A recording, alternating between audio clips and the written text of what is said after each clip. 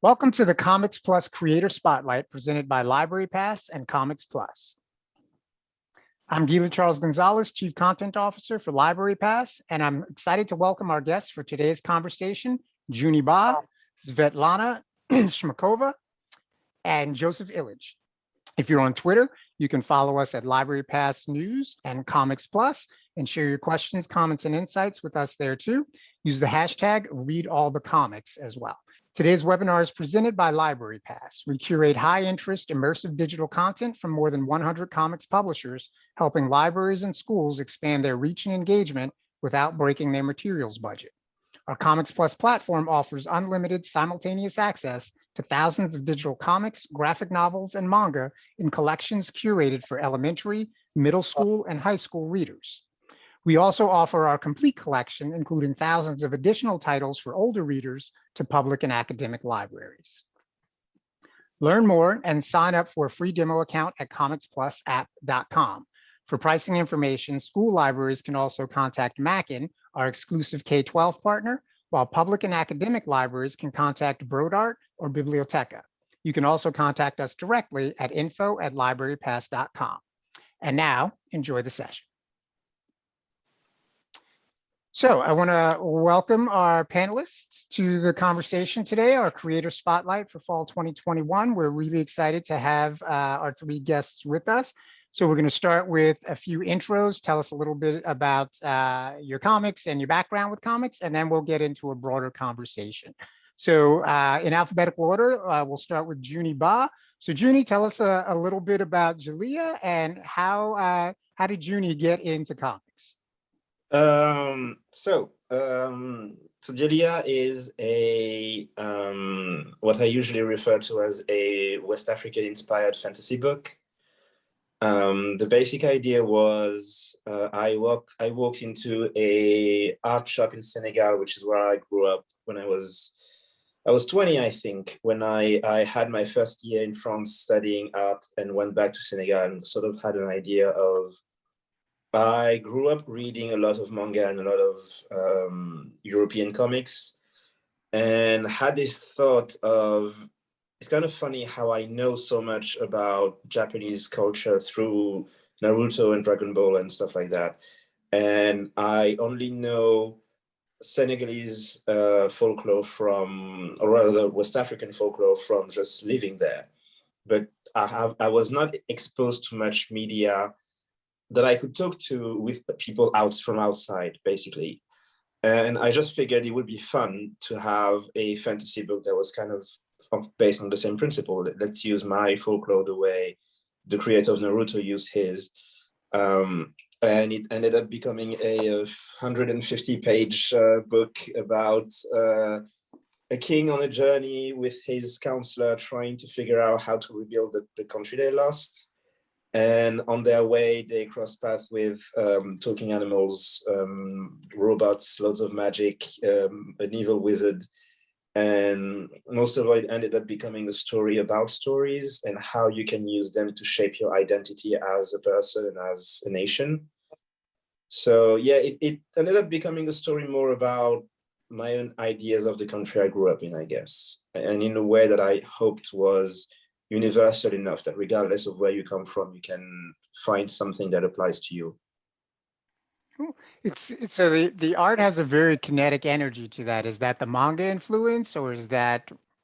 Yeah, it's a mix of, there's a lot of manga in it, and there's also a lot of Franco-Belgian art. Like, you have many different, very different art styles, but a big one that I tend to refer to a lot is an artist called Franquin, who was, for those who know Belgian comics, Spirou is a big name over here, and he's a groom in a hotel initially, and he ended up becoming an adventurer, and the art was very kinetic, very like brushes and quills, and a line work that just gave it so much weight and energy, and a sort of like very energetic, like juvenile look to it. And I try to recapture the same cartoonish aspect, basically. Cool. In your bio on the book, there's a reference to growing up with Cartoon Network. And when I read the book, I had very strong Samurai Jack vibes. Is that one of the ones you were into? Yeah, it's big influence on this one. Like Samurai Jack is the one that I keep coming back to. I watch the whole show every year. All right, cool. Is that a one-off story, or do you see more stories you might be able to tell in that setting? I've already made like enough material for a sequel, and the publisher is aware. So now it's more a matter of like I'm waiting for the email that says, "Yeah, now we can do it." Awesome. All right. Good email to get. All right. So Svetlana, let's talk a little bit about, you've got a sizable catalog, everything from Awkward and the Barry Brooks series to the Weirn Books, as well as some licensed work you've done with, I believe, The Witch and the Wizard. Tell us a little bit about, and even before that, Dramacon. Talk to us a little bit about how you got into comics, the connections, if any, between Dramacon, Awkward, the Weirn Books, and how your stories kind of come together.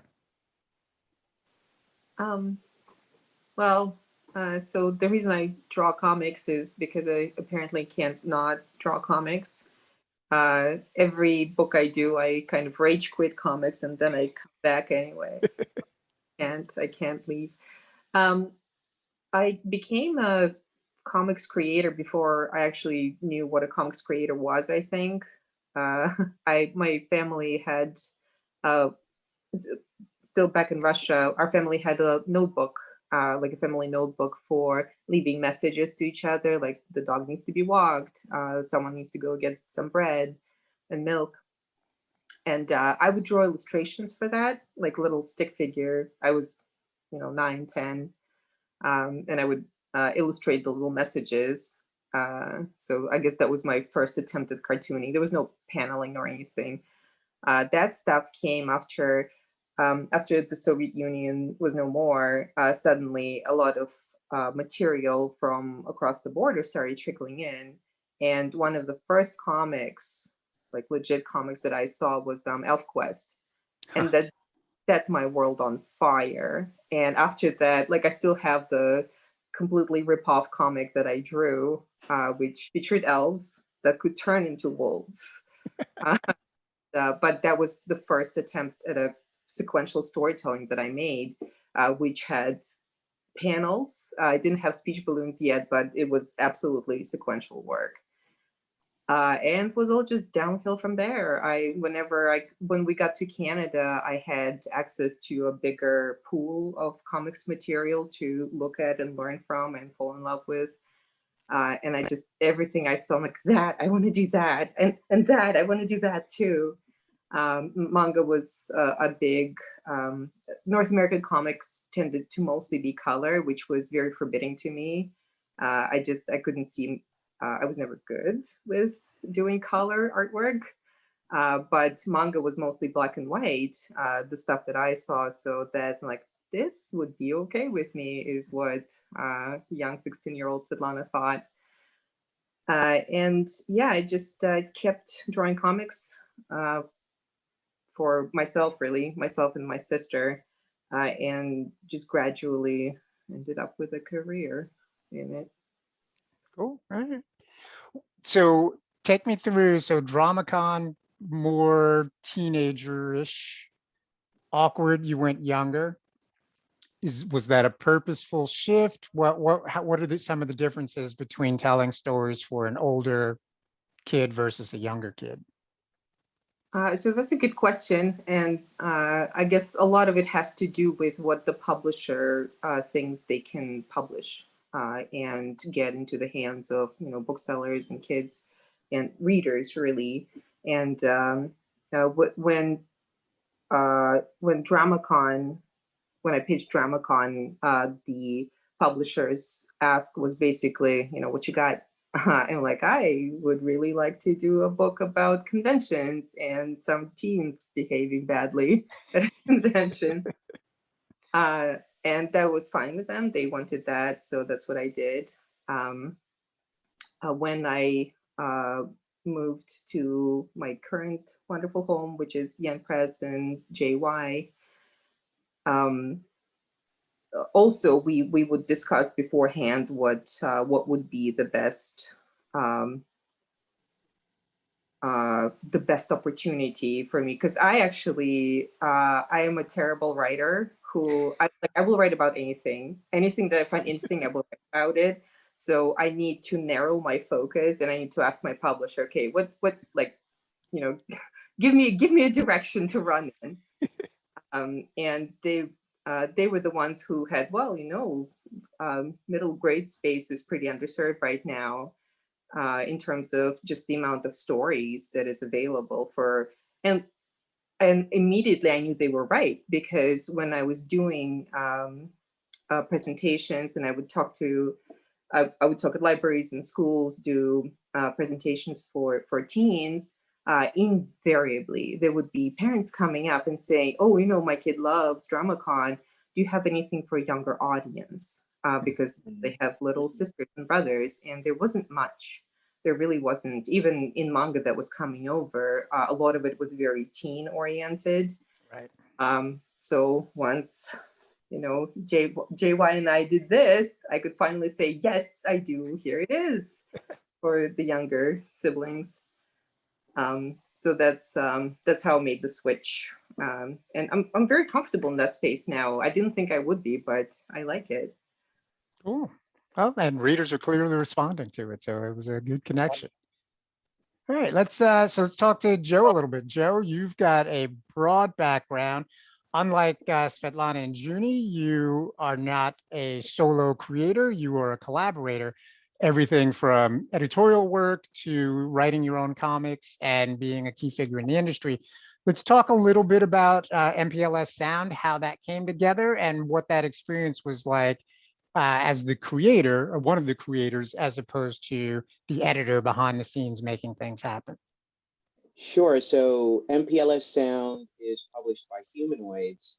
And at the time, the senior editor, Fabrice Sapolsky, this was early 2019, a friend, but probably the biggest expert on Prince I have ever met in my life.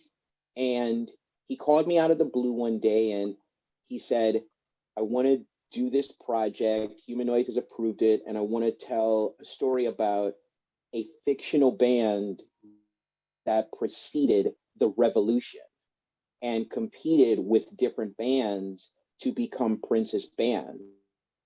So it's historical fiction, but it's deeply entrenched in this popular history. So I found that a really exciting challenge.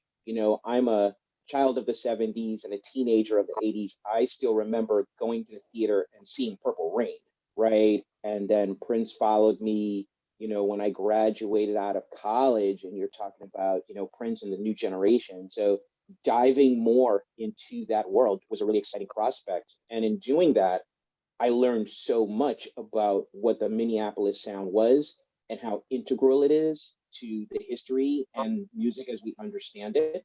And so MPLS Sound takes place between 1980 and 1982, with a quick flashback to 1969 and a flash forward to 2016 when Prince passed away. And so it centers around a Black woman named Teresa Booker, who saw Jimi Hendrix play on the Dick Cavett show when she was a kid and decided that she wanted to create music that sounded as beautifully as Jimi Hendrix was able to create it. And her father told her that she had no possible future as a guitarist, much less the lead of a band. And so her entire life was basically fighting against that, right? And proving herself and going against the grain. And in the Minneapolis of the early 80s, it was basically dominated by white male rock, right? So for her to create this band and compete in that scene was going against the industry norm. So it's about that creative struggle, especially that creative struggle for a Black woman in the early 80s. And so I was able to work with co-writer Hannibal Taboo, who's a music journalist, and artist Meredith Laxton, colorist Han Chu, letterer Troy Pateri. And so that kind of creative collaboration was really amazing. And so it was just really a joy to dive into that history and learn more about all these people and figure out how to bring in these real luminaries in the music industry in a way that they propel the characters forward instead of it just being arbitrary, like, oh, there's an Easter egg, but actually make it mean something. So that was really great. Humanoid is really a great publisher. And so MPLS Sound is out in English, and also a French edition came out. So that's very exciting. And it's just really fun being part of that collaborative process. You know, graphic novels are one of the most collaborative art forms with the fewest amount of collaborators.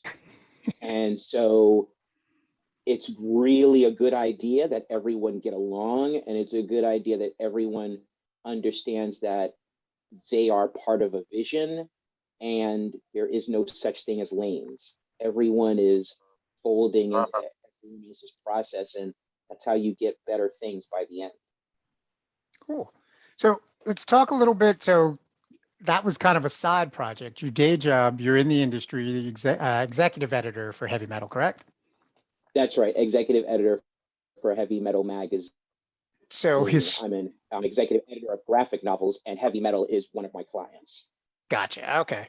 So historic brand, well known. My memory of it, not for kids, but as a kid, I certainly was curious about it. Tell me about a little bit about what is heavy metal these days? How has it changed, and who is its audience now? You know, Heavy Metal started in 1977, and it started as a magazine that was a reprint of a French magazine by Humanoids called Metal Hurlant. And what it did was it brought a mature perspective, mature stories, and these amazing illustrators from around the world to the North American space. I first encountered it as a person when I was 13 years old, when I was going to the High School of Art and Design in New York, and someone showed me a copy, and it had Liberatore's Ranxerox. And it totally shatters your mind when you've been raised on a diet of Marvel and DC Comics superheroes, and you see heavy metal. So basically, heavy metal has been the leader when it comes to science fiction, fantasy, and horror. Now, since heavy metal came out, the industry has expanded a great deal. You've seen the rise of a seminal brand like Vertigo under the leadership of Karen Berger. You now have Vault Comics, you have different publishers, but heavy metal still represents that promise of, you know, representing a global creative community. So artists from all over the world, you know, really being a bit daring and pushing the envelope with the stories and really being mature content. And it's always a combination of paying homage to the greats like Juan Jimenez, who we recently featured a serial in the English language for the first time, and also new creators. So just bring that together in a monthly magazine is really exciting, and it's really about the legacy that starts with amazing artwork. Because, you know, when you're talking about graphic novels, as much as the words are powerful, the first thing people see is the art. The art is the magnet, and the words hopefully make them stay, right? So there's that responsibility. Cool. So let's segue a little bit. And Juni, I want to turn to you for first thoughts on this, particularly your reference to Cartoon Network and growing up. So comics have exploded again. Like, I feel like this is another renaissance for comics, but interestingly, not, it's not the superhero speculator boom. It's comics for kids are an increasingly growing category. 10 years ago, middle grade comics were a newish growing part of the market. Now it's one of the biggest. A variety of comics for older readers that are not superheroes are widely available these days, but also in other medias, comics have jumped off the page. So, there's movies, and not just the Marvel and DC movies. Comics are influencing movie production across the board. TV shows have benefited from comics as source material. So as comics creators, I'm curious your perspectives on how do you see comics influencing some of these other media, and any particular examples you might have that you enjoy that you can draw a direct line to comics in some way. So Juni, let's start with you. Wow. Let's see. I've had this weird, well, not issue necessarily, but like the first example I have in mind is I was a kid when I realized that the X-Men was based on a comic book. Because like I grew up in Senegal, so I didn't actually hold an X-Men comic in my hands until I was 19 or 20. So I knew of their existence. I had pages on the internet and everything, but like but basically the biggest shock for me when I was a child was comparing the movies that I saw and the very first images of comic books in magazines that I compared them to. And what struck me was there was some kind of like raw imagination in the comic books that you kind of lost when it turned into movies. And by and large, like there's been some progress on it, but it's still missing at least a little bit. And I mostly blame the fact that to make a movie, you have to go through this whole process, and it's not the same medium basically. So I don't know, like I came out of Dune a few days ago, and I remember like one of the reviews that I saw on the internet was comparing it to graphic novels in terms of how the visuals worked. And I would agree, but on some level, I'm still like, graphic novels are still on a step above to me in terms of how to put things together, how to make an image impactful. Like it's not the same basically.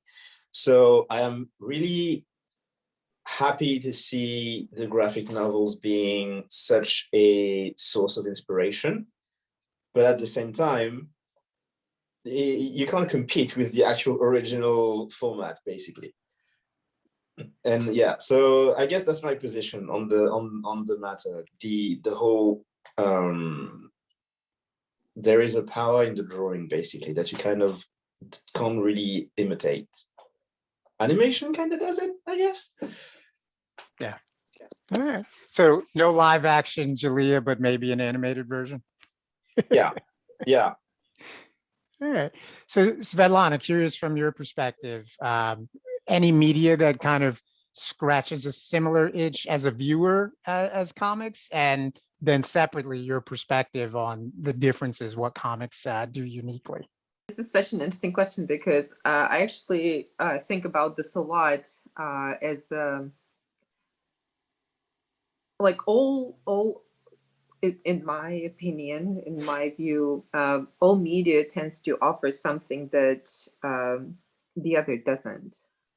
Like comics are, just like Juni says, they're amazing at delivering, you know, both the text and the visuals of what, you know, a human who created it is had in his head, his or her head or their head, and, you know, project it onto a tangible piece. Like there's evidence now that this thing existed in somebody's head. But one thing, and some people have called comics to be movies on paper, which I both agree and disagree with, because something that movies have that comics don't is the oral aspect. You know, the music that can just completely take a scene to another level. You know, make it creepy or goofy, or just so profound, like you'll cry just at the music and the combination of the visuals. So there's movies, there's things that only movies can do, and then there's things that only comics can do, and then there's things that only prose can do. And I don't think a medium yet exists, or at least I haven't seen it. Games may become close, where you it's a multimedia experience, right? Because you can have that chunk of text that describes the philosophy of this, holy rock that you've encountered like you can have the text, the music, the profound scene with the visuals and the onslaught of the musical notes that trigger responses in the viewer's brain. That's kind of rambly, but these are my many feelings that I have on the subject. Have you, one thing new to me, like not so much that web comics are new to me, but the Webtoons platform I've recently started poking around on. And one thing, I was reading one series and randomly some music started playing. I was like, oh, that's to your point about movies have that oral element. That was a fascinating little touch that I had not seen before. And it did exactly what it does in the movies. Suddenly, it was a sense of dread in the scene and this music started playing. It's like, oh, I'm not used to getting that in a comic. If you had to, of your different series, which one of your series do you think is best suited for adaptation in a different medium? I think all of them. Little known fact about me, I come from an animation background. I have a 3-year classical animation diploma. And I worked in the animation industry as an animator, as a storyboard artist, as a character designer. So I bring a lot of that just nuts and bolts approach to storytelling to my comics. And people have commented on that they feel like storyboards, like you're sort of watching a movie on paper. So I think they're all pretty adaptable. I Netflix can come for you for any of them. I'm sorry? So Netflix can come for any of them. Oh, yes. Are they watching this? Let's put it out there. Have your people call my people. There you go. There you go. All right. So Joe, what's your take on that? And I'm particularly curious since you've got a strong superhero background, particularly in the Batman world. Let's start there. What's your impression of the various Batmen of the comics, the various Batmen of other media? What are some nuances you see there? I think the expressions are best when the creators lean into the medium they're dealing with, right? So if you try to make a movie that is a direct translation of a comic book, with the exception of animation, that's really tough, right? I mean, credit to say DC Comics, how they pulled off the translation of Frank Miller's Dark Knight Returns in animation. But I find that they're best when you lean into the medium you're dealing with. Christopher Nolan leaned into the film medium, right? He's a very, very thorough filmmaker. When you're talking about Paul Dini and Bruce Timm and what they did with Batman, the animated series in the early 90s, they leaned into animation and they looked back at the history, the Max Fleischer Superman cartoons, crime noir, and they thought about it more from the aspect of Batman's origins in the late 30s. So to me, that's really the best road. Comics are interesting because they can be like Schrodinger's cat. They can be two things at once. They can be a great platform for media translation, and they can also be amazing in and of themselves. When it comes to graphic novels, whether I'm writing or editing, I always go back to something that I read that Neil Gaiman said years ago, which is, if we create comics by embracing the strength of comics and not trying to emulate other medium, we'll always make the most amazing stories, because there are things that you can do in graphic novels you cannot do in any other medium. And that's just the way it is. So it's really about not looking at the graphic novel medium as exclusively a way to get to another medium, but looking at it as a potent, vibrant medium. And speaking to what Svetlana said, if it's a great story, it can be translated in any medium, right? And it's as simple as that. A great story can be translated. Cool. So let's talk a little bit. Manga has come up a lot in various commentary. Manga is also experiencing another big resurgence here in the US. Amazing book sales where publishers can keep those books available in print. Supply chain woes are challenging everybody on that regard. Digitally, manga is also has always been huge illegally and increasingly is becoming big legally through legal channels. Svetlana, I want to start with you. There's the term Amerimanga that gets used a lot versus true manga, manga that was created in Japan for a Japanese audience. How do you approach those distinctions? Do you believe there's an actual distinction there? And where does your work fall? I used to think about this a lot, and I don't anymore, to be quite honest.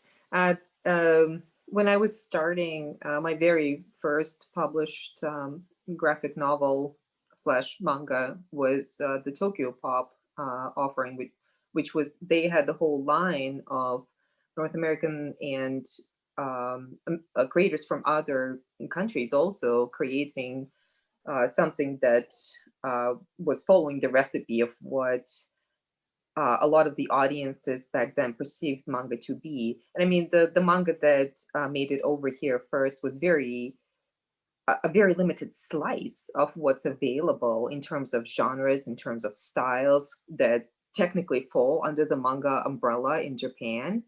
But I mean, it's such a vast tapestry of styles and approaches to storytelling to say that, this one style, which is, what it tended to be, it was Naruto, it was Fruit Basket.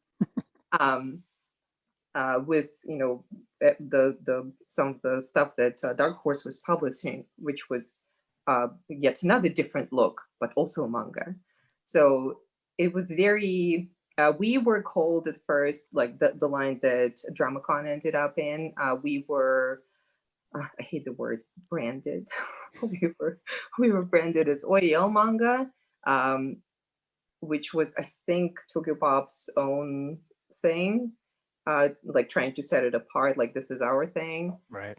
I can't be sure. I was not in the meeting rooms, but that was the sense that I got. And then there was a Mary manga. I actually, I'm slowly unpacking still, and I don't know if anyone remembers this from Dark Horse.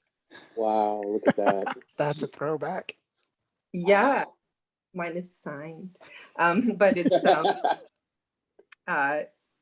so like the term has shape-shifted so many times, and like I'm never sure if it's even was ever one that adequately described the work that we made and the work that is being made right now.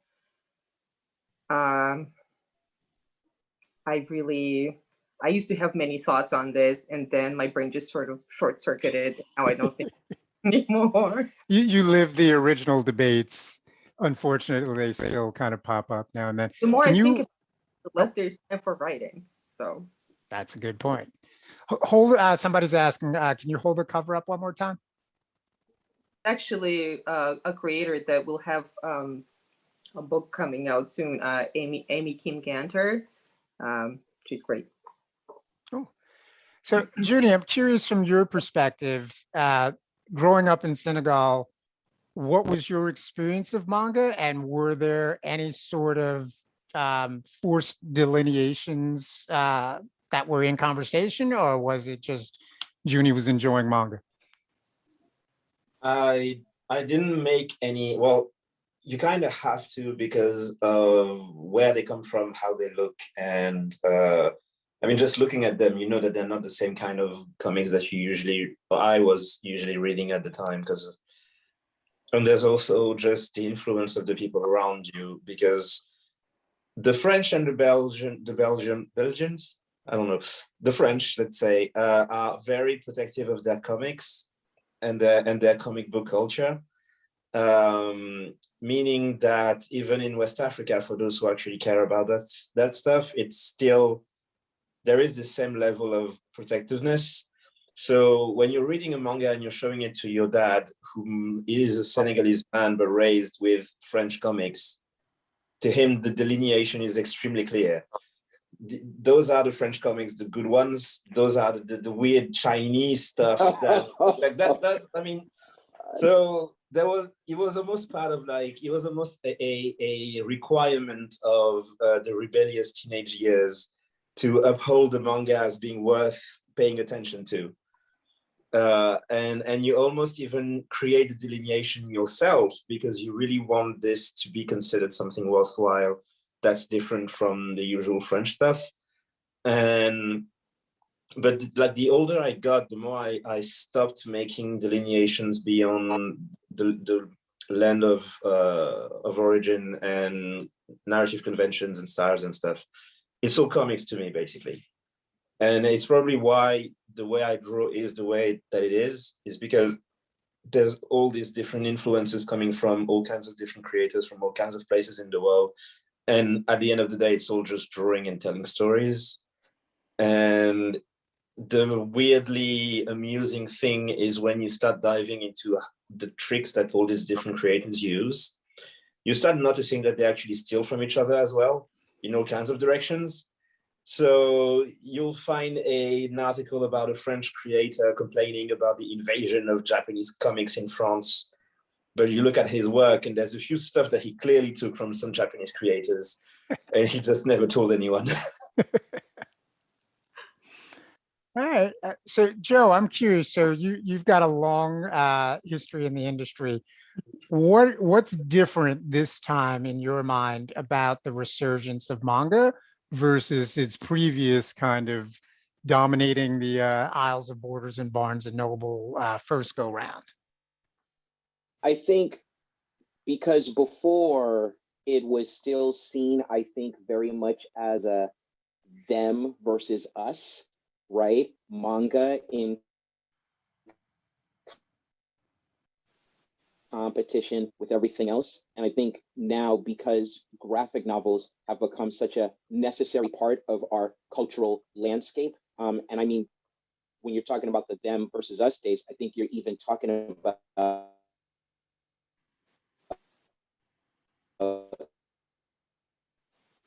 the beginning of librarians, a student at High School of Art Design. And at that time, there was a general feeling that things like this were preventing young people from reading F. Scott Fitzgerald or C.S. Lewis, right? And now, because it is part of the main landscape and because the young people that it's talking to, those are like the second largest audience of graphic novels. So now not only is it respected, but it's seen earlier about comics and how it influences other mediums. You know, you can just look at something like My Hero Academia, right? And how My Hero Academia, the manga and its relationship to the anime, and how both increase the popularity of one another and outshine superhero comic books or outshine horror comics. That just speaks to this whole shift that is happening in our society. So what I'm seeing is no longer an us versus them. What I'm seeing is a clear understanding that manga is an art form within comics that is a major form of language. And I think we're finally getting past that whole discussion of, oh, this isn't comics or whatever. Like, it obviously is. And in some ways, it's superior to North American comics. And there's a lot to learn from it. So I think that's happening more too. And you're seeing the younger students graduating from the art colleges, you're seeing more of this in the new generation of work that's coming up. And that's what's leading to the growth of platforms like the webtoons and the tapases, right? All right. So let's talk a little bit about readers. And so, Joe and I are roughly the same age. I'm going to make an assumption. Svetlana's younger and Juni's younger. I remember growing up in the 70s, comics were everywhere. Get them at the corner store. Um, for kids, but not in a negative, reductive kind of way that they started to become later. And now we live in a time where there's comics for everyone, literally any age, any interest. Um, but there's still, in some circles, we hear a lot from librarians that one of their biggest challenges remains either A, why are you letting my kids read comics? Or the even more awkward one, what if they only want to read comics? So I'm curious your experiences personally growing up, just as context, like what was your childhood experience like in relation to comics? And then your perception today as creators in the industry, possibly on the conference circuit when that was a thing, talking to librarians in schools. What are you hearing from people in terms of the perception of comics today and their value in reaching new readers of any particular age? And Juni, we'll start with you. So it's funny that this question of like, what if they just want to read comics? Okay, I have like two short stories about it. The first one is I was talking about Naruto earlier, and the fact that I actually discovered a whole culture because of those comics. And there is going to be a point I wish your child is going to have interest in what made the book the way it is. And even beyond just the expansion of knowledge about the world that influenced the creation of the comic they like. I have this tattoo of Woodstock from the Peanuts. The reason I have it is because when I was a teenager, I was reading the Peanuts a lot because I was going through that phase of being very angsty and sad. And plus like loads and loads of family issues and stuff like that. And that book basically saved my life in terms of giving me a window into the brain of someone who clearly knew what it was like to feel the way I did, and gave me an outlook that helped me go through that phase. And basically a comic book gave me that. It could have been a prose book. It just happened to be a comic because that's what I was into. And that's not something that should be underestimated, I think. And so, yeah, basically the thing is now the people who grew up with those comics are now the ones working in libraries or schools and other places like that. So they have an understanding of what works and what doesn't, what to recommend to the children of now. And like I guess my bottom line is this whole idea, I think it was Stan Lee who has this whole thing of like the comics are going to be the window that convince your kids to start reading other books. Even if they want to keep reading comics, I don't see that as an issue because they're going to be introduced to so many different things. Like at the same time, when I was at that age where I was reading the Peanuts, I was also reading a lot Persepolis, which is about the life of a woman in Iran. And she's just talking about the life that she had there. Like it's an autobiography comic. And it's absolutely amazing, not just in the form, but in the subject that it tackles and the way it does. And I read it when I was a teenager. It was an equally influential book to me at the time. So if your kid likes comics, give them comics to read. You can like monitor what comes of comics, I guess, but you would be surprised how diverse and interesting and complex the stuff that you can put in your hands, in your kids' hands can be. Cool. Yeah. Svetlana, you, I'm assuming, have spent a lot of time in schools and libraries, whether as a speaker or as a guest. Obviously, your books are very popular in libraries. What's been your experience, both as a reader, getting into comics? You talked a little bit about that as a child. And what have you seen and heard from librarians or possibly even parents in response to your work? So I'm actually a little out of the loop. I had a child and life on the road just stopped. So I'm actually 4 years behind on what's happening in library and school spaces. I'm happy to hear the books are doing well. That's good. The latest, as of 4 years ago, it felt like it finally crossed.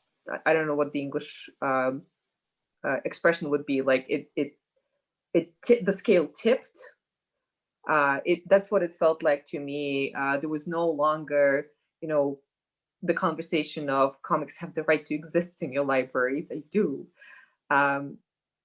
It's now the conversation, oh, but which comics? So that was an amazing switch in topics to have back when I was still able to go and do these presentations. And I mean, I've always, comics were not, Juni, your story is incredible. I hope more people hear it, but it was not as transformative a personal experience for me, but it transformed my life in the sense that I was not going to be an artist. I was going to be a computer programmer until I discovered comics. And just having, actually, when I was in my Canadian school, they didn't have, if they did have comics, I couldn't find them. They were not front and center. All they had were prose books. And there's me, an immigrant kid with very low English skills. And I was an avid reader in Russian. I lived with my nose in a book. And I moved to this new country, this completely new environment, and suddenly I can't understand anything. I get a book, I have to, check the dictionary for every third word. And that's when thinking back on that period of my life, it kind of became clear to me that, what we call prose is really a code. You're sitting there decoding a bunch of words into images in your head. So, the next natural progression would be make this into a comic, for a kid like me who's still learning. And ultimately, as we've discussed earlier, all these media, they're delivery vehicles. They're delivery vehicles for what's in somebody's head into, the head of another. And it could be done just in so many ways, and shapes and forms, and one is not better than the other. They're just different. Some are better suited for some stuff than others. Some are better suited for other stuff. And comics are, like Juni has been saying, are incredibly versatile and can tell so much with so little. I'm not sure if I answered your question. Yeah, no, that's perfect. So Joe, I'm curious from your perspective. So one of the other questions we hear from librarians a lot is specifically a tactic to deal with parents who are questioning comics is often give the parent a comic that might be of interest to them. What is your take today on comics and older readers who, I make fun of the 90s. Like, I feel bad for anybody who grew up in the 90s with comics as their main point of interest, because I totally understand if you think they're terrible, because I hated the 90s comics. But how do you deal with older readers who have some sort of skewed, antiquated perception of comics? How would you talk to them? And what are a couple of comics you would kind of be as your go-tos for, all right, you don't think comics are valuable, read this one? Sure. So, I would say, well, what are your interests? Right. So once I know what someone's interests are, I would say, oh, you know what? Why don't you try this? One book that when I met Gina Gagliano at a convention it was the first kids Comic-Con in the Bronx back in 2007 or 2008. And she gave me a copy of American Born Chinese by Jean Luen Yang. And when I tell you that book opened my eyes to what was possible with graphic novels, and that's a book that my wife and I have given as gifts a number of times, right? So it's like, read this book, right? Because this book is for people of different ages. And also, it's about a universal theme, which is identity, right? And how identity is multi-layered, and how the world weaponizes it against us, and we have to find our identity, right? So it's a really universal theme. So that would be one book. In terms of another book, I'll tell you a book that I picked up because I was a fan of his work, and my wife, who at the time was my girlfriend, and she read it, and then she basically took the book like it was her book. It's Asterios Polyp by David Mazzucchelli, because one of the things that he brilliantly does in that book is he uses different art forms in the comic book narrative. Like, he explores Impressionism and he explores Cubist art. And so he creates this meta narrative of exploring visual approaches within a visual medium, right? And it's really brilliant. And, you know, to a parent who would say, well, you know, to you is that comics are extremely versatile, so that's not a problem. And as long as that person continues to be a functioning member of society, it's fine. I mean, you know, I grew up, I was a 70s kid and an 80s teenager. I was Black in New York, and I can tell you, being a comic book reader was the equivalent of wearing a scarlet letter every day. Yes. I was a pariah, and I was insulted. But my mom saw that I had reading aptitude, and so she nurtured it. And so from her perspective, I think she felt, as long as you're maintaining good grades and you're, you know, committed to the social contract of being a good student, I'll keep buying you comic books because they're not hurting you. They're actually helping you, right? So, you know, to go to the old line, reading is fundamental, right? And whatever you're reading, as long as it's something that is nurturing your mind, that's pretty amazing. I agree. All right. So before we wrap up, Juni, we've got one question specifically for you that came through, asking about the reception to Djeliya in West Africa. What, if any, I don't know if the book is widely available there yet or not. And also, did you feel like you had to pick widely from West African folklore to reach everyone? I was not necessarily trying to reach West Africa itself. So in terms of inspirations, I picked from a different set of books that I had. And after that, it's more a matter of like using different elements of different cultures and figuring out what kind of story you can tell from there. And trying to stay true to every element that you're using. Now, for the reception, the book is only available in English for now. And I don't know what the distribution is, but as far as I understand it, like the main issue with Africa is the whole issue of access, ordering a book and not necessarily knowing when it's going to show up. I've received messages from one or two people from different places in Africa who tell me I've ordered the book, now I'm waiting, and it takes weeks or even longer sometimes. But the reception has been really good so far. The one thing that I was curious to see was mainly I was trying to make a sort of just a fantasy book that anyone from anywhere can read and enjoy. And also sort of spark a sort of curiosity, I guess, of I want to see what the cultures that inspire this are. And yeah, it seems to have had the effect that I wanted it to have. And so there is a special flavor, I guess, when I receive a message from someone who either lives in Africa or is from there and tells me I've read the book, I like this theme or this character, or it reminded me of this. I've received a few messages like that, and they're really nice. Cool. The back matter of the book actually does a nice job of kind of identifying where some of the sources were. So if you get a copy of it and you're curious, there's some good information there.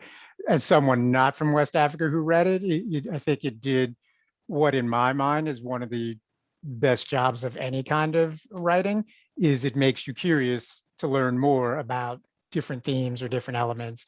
And 95% of what you cover in there was new to me. So Yeah. definitely worked for me. Cool. All right. So we're at the end. So we're going to wrap up with a two-part question for each of you. I want a recent comic, and recent just means you read it recently, not it came out recently. A recent comic that you really enjoyed and like a 30-second pitch on why other people should read it. And then quick heads up on what you've got coming next, whether it's your next project, your next time you're appearing at a conference, whatever that means for you. So Juni, a recent book you read that you really liked, give us a pitch and then tell us what's next for you.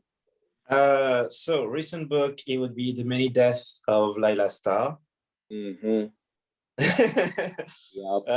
The basic pitch of it is it takes place in India, modern days, and the goddess of death is basically told that a new human child is going to be born and he's going to invent immortality. So she's basically redundant and she's fired from her job. So what she does is she takes human form, and the rest of the book is her regularly meeting with this boy who keeps growing older and having experiences with death. And she starts off the book thinking, I'm going to kill him so that I can get my job back. And she changes her mind. And the rest of the book is her. They have such like poignant discussions about death and life and the meaning of life that I cried a few times, sometimes even not even necessarily knowing why. Like the book is absolutely magnificent. It's both in terms of how it's written and the visuals of it. So it's written by Ram V and illustrated by Felipe Andrade. And it's magnificent. It's absolutely sublime. And as for me, the next thing I have coming up is a mini series with Image Comics called Monkey Meat. The basic concept of it is it's a fantasy book taking place on an island owned by a corporation that produces and sells cans of monkey meat. And they use the money they make from that to do all kinds of experiments trying to create products to sell. And it created an environment full of weird supernatural elements and a hyper-capitalistic dystopian kind of place. So every issue is about a character living in that environment. It's very humorous and kind of wacky. Like it's kind of like watching a cartoon, essentially. I'm trying to make something that's a bit cathartic for people. Oh, and when does that, is that's already started or when is that? Yeah, it's coming out. The first issue comes out in January of next year. Okay, so it's in the pre-order phase. Yeah. Cool. All right. And that's a periodical, not a immediate collection. Yeah, it's a 5-issue miniseries. So it starts in January and then 1 issue per month until May. Awesome. All right. Svetlana, recent comic you've read that you want other people to read, and then what's next for you? So I'm a working parent in a pandemic, so reading time premium, and I actually haven't. I've mostly been reading the news, but I actually after I was contacted for this, I started reading Djeliya. I'm halfway through. It's amazing, and Juni did a much better job describing his work than I ever could. So just rewind to the beginning and listen again. I'm halfway through, so I don't know how it ends. Don't spoil it for me. The other one is that I started reading is On a Sunbeam by Tilly Walden. And that is a I don't know what it's about yet because I'm only a little bit in, but it's already very beautiful and mysterious, and it's about a crew go. Oh, I'm too rambly to describe how very beautiful it is. Please go and check out that book now. And what was the second part of the question? I'm sorry. What's next for you? What are you working on? I'm writing the next Berry Brook book. It has not been announced yet officially, I don't think, but watch for it. I think I'm almost finished with the script. Fingers crossed. If you're just finishing the script, what's your typical timeline? What does that mean so is that like a year for publication or? You know, I wish I could tell you everything's so different right now. Used to be I could do a book in a year, and then, you know, the last 10 years, also known as 2020, happened. Yes. Everything is very, very different. Yeah, I really couldn't tell you. All right, Hopefully to be announced. Yeah, to be announced. All right. And Joe, what's your comic, and then what's next for you? Okay, something interesting I've started reading. I'm not finished because it's a really big graphic novel. It's called Monsters, written and illustrated by Barry Windsor Smith, published by Fantagraphics. And it's about an abused, sickly kid who wants to join the military. And because he is so sick, he's not really fit to be a soldier, but he's fit to be a tool for the government in a horrifying experiment. And strangely enough, you know, part of the genius of Barry Windsor Smith is what happens is he'll take projects that were originally pitches to Marvel Comics, and then he'll spend 10 years turning it into something totally different. So this was originally a Hulk story that Marvel rejected. So he just went right back to the nucleus and turned it into something totally unrecognizable. And it's a mammoth work that I think may have taken him 2 decades, but it's just really amazing piece of work. So that's going to be multiple sittings to finish. What's next for me? Nothing that I can speak specifically of. I have a 216-page historical fiction graphic novel that will hopefully be announced next year and hopefully come out in 2023. And it takes place during the first quarter of the 20th century. And it's something that I think a lot of people are really going to dig. It has art, it has music, it's a teenage love story. And so hopefully that'll be announced soon. And other than that, heavy metal comes out every month, and we're putting all of our best into it and continuing to bring new voices from around the globe to the North American audience. So that's where I'm putting a lot of, I guess, like my editorial energy and passions about art in that when I'm not writing graphic novels that I can't announce yet. All right, well, that brings us to the end. Thank you very much, Juni, Svetlana, and Joseph for joining us. So again, Comics Plus, if you'd like more information, go to comicsplusapp.com. Thank you again to our panelists, and stay safe and have a great week. Take care.